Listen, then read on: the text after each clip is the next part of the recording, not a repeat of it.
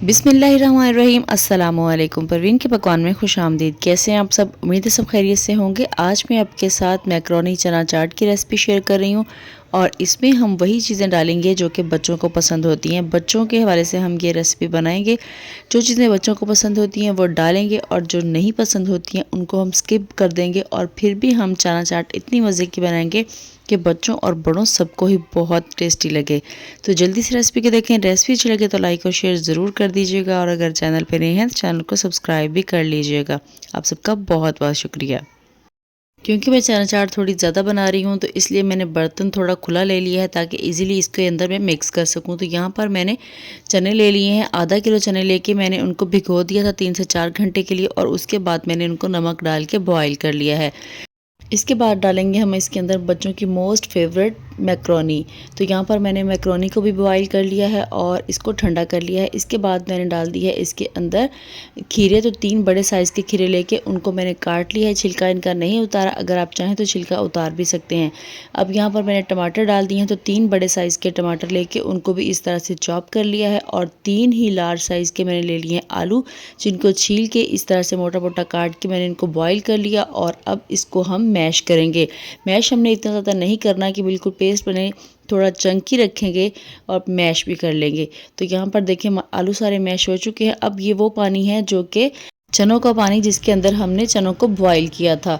तो अब यहाँ पर देखिए मैंने इसके अंदर ग्रीन चटनी डाल दी है जिसके अंदर धनिया, पुदीना और सब्ज़ मिर्ची हैं। मैंने धनिया पुदीना इसके अंदर वैसे चना चाट के अंदर नहीं डाला, मैंने यहाँ इसके अंदर ग्रीन चटनी ऐड की है। अगर आप चाहें तो धनिया पुदीना वहाँ पर भी ऐड कर सकते हैं।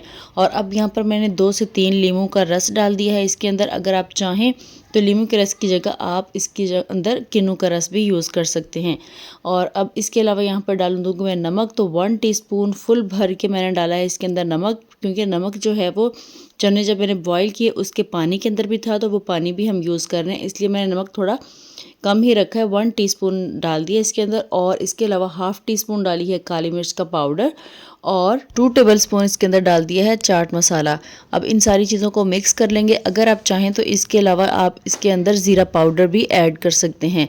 अब इन सारे मसालों को मिक्स करेंगे और जब मसाले अच्छी तरह से मिक्स हो जाएं तो फिर हम इसके अंदर ऐड करेंगे इमली की खट्टी मीठी चटनी, जिसकी रेसिपी आपके साथ मैंने ऑलरेडी शेयर की हुई है। तो यहाँ पर आधा कप मैं इसके अंदर डाल दूँगी इमली की चटनी। ये खट्टी मीठी चटनी है, बहुत ही टेस्टी है और इसको इसके अंदर डालने से इसका फ्लेवर बहुत ही अच्छा हो जाता है। तो अब चटनी को डाल के इसके अंदर मिक्स कर लेंगे और ये हमारा जो शरबत है ये तैयार हो चुका है। इसको करते हैं साइड पे। यहाँ देखें बाकी की चीज़ें जो मैंने तैयार कर ली थी। प्याज इसके अंदर मैंने नहीं डाला है क्योंकि बच्चे जो हैं वो प्याज को निकाल देते हैं। तो अगर आप चाहें तो इसके अंदर प्याज भी ऐड कर सकते हैं। धनिया, पुदीना, प्याज और सब्ज़ मिर्चें, ये वो चीज़ें हैं जो कि मैंने इसके अंदर ऐड नहीं की हैं। अगर आपको ये चीज़ें पसंद हैं और आपके बच्चे खाते हैं तो फिर आप इसके अंदर ये चीज़ें ऐड कर सकते हैं। तो अब वही जो शरबत मैंने बना के रख लिया था, जो सिरप बनाया था, जो पानी हमने खट्टा मीठा बना लिया था, वो इसके अंदर ऐड किया है और इसको अच्छी तरह से मैंने मिक्स कर लिया है। तो यहाँ पर देखिए हमारी जो चना चाट है वो तैयार हो चुकी है। इसको मैंने यहाँ पर एक बाउल में निकाल लिया है। बहुत ही ज़बरदस्त इसकी लुक है और देखने में जितनी अच्छी है उससे कहीं ज़्यादा ये खाने में टेस्टी है। तो अब इसको जूसी होने के साथ साथ अगर आप इसको थोड़ा सा क्रंची भी करना चाहते हैं तो आप इसके ऊपर पापड़ी भी ऐड कर सकते हैं। तो ज़बरदस्ती इस रेसिपी को ज़रूर ट्राई कीजिएगा और अपना फीडबैक मेरे साथ ज़रूर शेयर कीजिएगा कि आपकी ये रेसिपी कैसी बनी। अब जल्दी से इस वीडियो को लाइक करें, शेयर करें और अगर चैनल पर नए हैं तो चैनल को सब्सक्राइब भी कर लें। इसके अलावा बेल आइकन को ज़रूर प्रेस करें ताकि मेरी आने वाली तमाम वीडियोज़ अब तक पहुँचती रहें। इसी के साथ परवीन के पकवान को दीजिए इजाज़त। अल्लाह हाफिज़।